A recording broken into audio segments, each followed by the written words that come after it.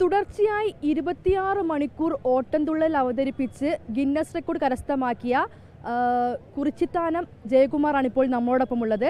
ഇപ്പം കലോത്സവ ഓട്ടംതുള്ളൽ വേദികളിലെല്ലാം എത്തുമ്പോൾ അദ്ദേഹത്തിന് അന്നത്തെ ഒരു റെക്കോർഡ് നേടിയ ഓട്ടംതുള്ളലാണ് ഓർമ്മ വരുന്നത് അല്ലേ സാർ? എന്തൊക്കെയായിരുന്നു അന്നത്തെ അനുഭവങ്ങൾ? വളരെ വലിയൊരു എക്സ്പീരിയൻസ് ആയിരുന്നു. ഗിന്നസ് റെക്കോർഡ് നേടുക എന്ന് പറയുന്നത് എൻ്റെ ഒരു ഏറ്റവും വലിയൊരു അഭിലാഷത്തിൽപ്പെട്ടതാണ്. ഞാൻ ഒരു ശിവരാത്രിക്ക് പ്രോഗ്രാമിന് 5 പ്രോഗ്രാം എനിക്ക് അവിചാരിതമായിട്ട് ചെയ്യേണ്ടി വന്നു. അച്ഛൻ ആണ് എനിക്ക് പ്രചോദനം തന്നുകൊണ്ടിരുന്നത്. അച്ഛൻ്റെ പേര് കലാമണ്ഡലം ജനാർദ്ദനൻ. അച്ഛൻ ഞാൻ 1-2 പരിപാടി അതിൽ ഒഴിവാക്കാൻ നോക്കിയെങ്കിലും ക്ഷേത്ര ഭാരവാഹികൾ പറയും 1 മണിക്കൂറെങ്കിലും വന്ന് ഒന്ന് ആടിയിട്ട് പോകണം എന്ന് പറയും. അങ്ങനെയാണ് ഞാൻ ഈ 5 പ്രോഗ്രാം ചെയ്തത്. എൻ്റെ ഒരു ശിഷ്യൻ്റെ അമ്മയോട് ഞങ്ങളിങ്ങനെ കാഷ്വൽ ടോക്ക് നടത്തിക്കൊണ്ടിരിക്കുന്നതിൻ്റെ ഇടയ്ക്ക് പറഞ്ഞു, ഞാൻ ഒരു ദിവസം 5 പ്രോഗ്രാം ചെയ്തു എന്ന് പറഞ്ഞു. സാറിന് എന്നാൽ ഗിന്നസ് റെക്കോർഡിൽ വല്ലതും നോക്കത്തിക്കൂടെ എന്നൊരു തമാശ രൂപേണ പറഞ്ഞു. പക്ഷേ അത് ഞാൻ പറഞ്ഞു, ഞാൻ ചെയ്യാം, തയ്യാറാണ്, പക്ഷേ അതിനൊക്കെ ഒത്തിരി നൂലാമാലയില്ലേ, ഞാൻ ശ്രമിക്കാം സാറേ എന്ന് പറഞ്ഞ് അവരാണ് ഈ ഗിന്നസ് റെക്കോർഡുമായിട്ട് ബന്ധപ്പെട്ട് ഉള്ള പേപ്പർ വർക്കുകളെല്ലാം നടത്തി. അപ്പോൾ നമുക്ക് ആദ്യം ഒരു ഡേറ്റ് ഞങ്ങൾ നിശ്ചയിച്ചു. ഡേറ്റ് നിശ്ചയിച്ചിട്ട് ഞാൻ ഒരു ദിവസം 50 കിലോമീറ്റർ വീതം നടക്കാൻ തുടങ്ങി. അങ്ങനെ നടന്ന് ഏതാണ്ട് ഒരു 8 മാസത്തോളം തുടർച്ചയായി യോഗയും ഇതുപോലെ നടപ്പും ഒക്കെ നല്ല എക്സ്പീരിയൻസ് ചെയ്തതിന് ശേഷമാണ് റെക്കോർഡിന് വേണ്ടി ശ്രമിച്ചത്. ആദ്യം ഞാൻ ചെയ്തത് 14 മണിക്കൂറാണ്. 14 മണിക്കൂർ ചെയ്തത് Asia book of record, Limca book of record, India book of record. ഇത് ഈ 3 റെക്കോർഡുകളാണ് ഞാൻ ആ ഒരു പ്രോഗ്രാമിൽ എനിക്ക് ലഭിച്ചത്. അതിനുശേഷമാണ് ഗിന്നസ് റെക്കോർഡ് എനിക്ക് അനുമതി തന്നത്. അത് 24 മണിക്കൂറായിരുന്നു ചെയ്യേണ്ടത്. ആ 24 മണിക്കൂർ ചെയ്തത് തിരുവനന്തപുരം ജില്ലയിൽ സായി ഗ്രാമത്തിൽ വെച്ചാണ് ചെയ്തത്. അന്ന് പ്രോഗ്രാം ചെയ്തപ്പം ഭക്ഷണം ഇല്ല, വെള്ളം മാത്രം കുടിച്ചാണ് പ്രോഗ്രാം ചെയ്തത്. അതൊരു വലിയൊരു അനുഭവമായിരുന്നു. വൈകിട്ട് 8 മണിക്കാണ് തുടങ്ങുന്നത് പരിപാടി. വൈകിട്ട് 8 മണിക്ക് പരിപാടി തുടങ്ങിയിട്ട് ഞാൻ ഇങ്ങനെ കളിച്ച് പോവാം. അങ്ങനെ തുടർച്ചയായിട്ട് ഇങ്ങനെ കളിച്ച് ഇങ്ങനെ പോകുന്നതിനിടയിൽ വെളുപ്പാങ്കാലത്ത് ഒരു 5 മണിക്കും 6 മണിക്കും ഇടയ്ക്കായിട്ട് എനിക്ക് ഭയങ്കരമായിട്ട് ക്ഷീണം വരിക എന്ന് പറഞ്ഞാൽ ഇങ്ങനെ കോട്ടുക വരിക എന്ന് പറയും. അങ്ങനെ വല്ലാതെ അങ്ങ് മടുക്കുമല്ല, പക്ഷേ ഇതെനിക്ക് പൂർത്തിയാക്കാൻ സാധിക്കും. എനിക്ക് ഈ 1 മണിക്കൂർ അതായത് ഒരു 7:30-8 മണിയൊക്കെ ആയി കഴിഞ്ഞാൽ പിന്നെ കുഴപ്പമില്ല എന്നെനിക്ക് എൻ്റെ മനസ്സ് പറയുന്നുണ്ട്. എന്നാലും ഞാൻ ഇങ്ങനെ കളിച്ചുകൊണ്ടേയിരിക്കുക. അങ്ങനെ കളിച്ചങ്ങോട്ട് പോയി. പിറ്റേ ദിവസം വൈകുന്നേരം ഒരു 3 മണി 4 മണിയൊക്കെ ആയപ്പം ഞാൻ എവിടെയാണ് നിൽക്കുന്നതെന്നോ സ്റ്റേജിൽ ഇവിടെ എന്താണ് നടക്കുന്നതെന്നോ അടുത്ത് ആരാണ് ഇരിക്കുന്നതെന്നൊക്കെയുള്ള കാര്യം അങ്ങ് വിട്ടുപോയി. എനിക്ക് അത് വല്ലാത്തൊരു ഫീലായിപ്പോയി ഒരു കുറച്ച് സമയം. അത് കഴിഞ്ഞ് പെട്ടെന്ന് നമുക്കതിൻ്റെ അകത്ത് നിന്ന് തിരിച്ചു വരാൻ സാധിച്ചു. തിരിച്ചു വന്നിട്ട് വളരെ ഭംഗിയായിട്ട് അത് പൂർത്തിയാക്കാൻ പറ്റി. 24 മണിക്കൂറും 30 മിനിറ്റുമാണ് നടത്തിയത്.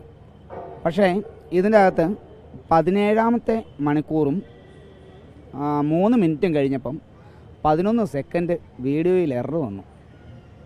അപ്പോൾ അതുകൊണ്ട് അതവർ തള്ളി. അപ്പോൾ ഇത് നേടണം എന്ന് എനിക്കൊരു വാശിയുണ്ട്. കാരണം തുള്ളലിൽ ഇന്നേ വരെ ആരും ഗിന്നസ് റെക്കോർഡ് എടുത്തിട്ടില്ല. ഞാൻ നാളെ ഇപ്പം നമ്മൾ മൺമറഞ്ഞ് പോയി കഴിയുമ്പോൾ നമ്മൾ തുള്ളലിലുണ്ടായിരുന്നു അല്ലെങ്കിൽ തുള്ളലിൽ എന്തെങ്കിലും ചെയ്യാൻ സാധിച്ചു എന്നുള്ളത് നമ്മുടെ ഒരു പേര് എവിടെയെങ്കിലും ഒന്ന് കൊത്തി വച്ചിട്ട് പോകണം. എനിക്ക് നാട് വിട്ട് പോകണം, അതാണ് നമ്മുടെ ആഗ്രഹം. അതങ്ങനെ വീണ്ടും എനിക്ക് നടത്തണം തോന്നി. വീണ്ടും ഞാൻ ഈ പറഞ്ഞതുപോലെ 50 കിലോമീറ്റർ വീതം ഓരോ ദിവസവും നടന്ന് വളരെ ശ്രമകരമായിട്ട് അത് പൂർത്തിയാക്കി. രണ്ടാമത് നടത്തിയത് 26 മണിക്കൂറും 13 മിനിറ്റുമാണ്. അത് സക്സസ്സായി. അത് ഈ പറഞ്ഞതുപോലെ അതിലും വലിയൊരു ബുദ്ധിമുട്ടായിരുന്നു. അത് വെളുപ്പാങ്കാലത്ത് ഞാൻ ഒരു അരമണിക്കൂറോളം എനിക്കറിയില്ലായിരുന്നു. തലയിൽ ഈ കിരീടം മുറുകി കഴിയുമ്പോൾ കുറേ കഴിയുമ്പോൾ നമുക്ക് വല്ലാതെ മടുപ്പ് തോന്നും. ഈ രക്തയോട്ടമൊക്കെ കുറയും. കൈക്കെട്ടുകൾ ശരീരത്തിൽ മുഴുവൻ ഏതാണ്ട് 26 കെട്ടുകളോളം വരും, തല മുതൽ കാലിന് പാദം വരെ. അപ്പോൾ വലിച്ചു മുറുക്കിയാണ് കെട്ടുന്നത് അഴിഞ്ഞു പോകാതിരിക്കാൻ വേണ്ടിയിട്ട്. ബ്ലഡ് സർക്കുലേഷൻ കുറഞ്ഞു, വല്ലാതെ ബുദ്ധിമുട്ടായിരുന്നു. എന്നാലും ഇത് നേടണം എന്നുള്ള ആഗ്രഹമാണ് എന്നെ ഗിന്നസ് റെക്കോർഡിൽ എത്തിച്ചത്. കൂടുതൽ പ്രോത്സാഹനം നൽകിയത്? ഇങ്ങനെ നേടിയെടുക്കണം ഒരു പിന്തുണ ആയിരുന്നായിരുന്നു? പിന്തുണ ഒന്നാമത് ഈ പറഞ്ഞ പോലെ എൻ്റെ ഭാര്യ സന്ധ്യ എന്നാണ് പേര്. പിന്നെ മക്കൾ, 2 മക്കളും ഇതിന് വേണ്ടിയിട്ട് അശ്രാന്ത പരിശ്രമം എനിക്ക് നല്ല പ്രോത്സാഹനം തന്നുകൊണ്ടിരുന്നു. പിന്നെ മക്കളുടെ കൂട്ടുകാർ അച്ഛന് സാധിക്കും എന്ന് പറഞ്ഞിട്ട് അങ്ങനെ ഇതിലെല്ലാം ഉപരി എൻ്റെ ശിഷ്യഗണങ്ങളും അവരുടെ രക്ഷകർത്താക്കളും പിന്നെ കുടുംബക്കാരും അവരെല്ലാവരും നാട്ടുകാരും നല്ല പ്രോത്സാഹനമാണ് എനിക്ക് തന്നുകൊണ്ടിരുന്നത്. നാട്ടുകാരുടെ നല്ല പ്രോത്സാഹനം ഇല്ലാതെ നടക്കുകയില്ലായിരുന്നു. പിന്നെ അതിനേക്കാൾ ഉപരി എൻ്റെ പ്രിയ സുഹൃത്തുക്കൾ, തുള്ളൽ കലാകാരന്മാർ, ഇവരെല്ലാവരും ഈ നിൽക്കുന്ന എല്ലാ സുഹൃത്തുക്കളും എൻ്റെ ഒപ്പം അന്ന് പ്രോഗ്രാമിലുണ്ടായിരുന്നു.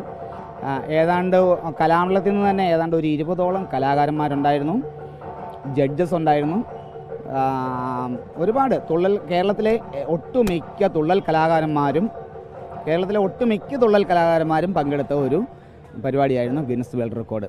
അവർക്കും വലിയൊരു ആഗ്രഹമായിരുന്നു. കാരണം എനിക്ക് സാധിക്കാത്തത് മറ്റൊരാൾക്ക് സാധിക്കണം.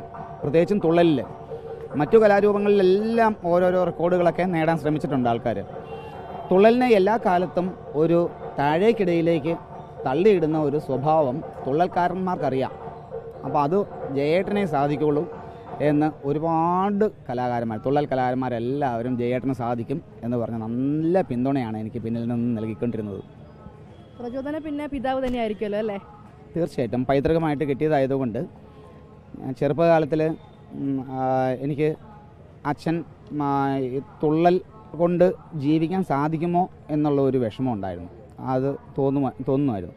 പക്ഷേ എന്നാലും അച്ഛൻ നിനക്ക് സാധിക്കും, കഴിവുള്ളത് കളയണ്ട, അതുകൊണ്ട് നേടിയെടുക്കാൻ സാധിക്കുന്നത് നേടിയെടുക്കൂ എന്നുള്ള ഒരു പ്രചോദനം അച്ഛൻ എല്ലാ കാലത്തും എനിക്ക് തന്നുകൊണ്ടിരുന്നു.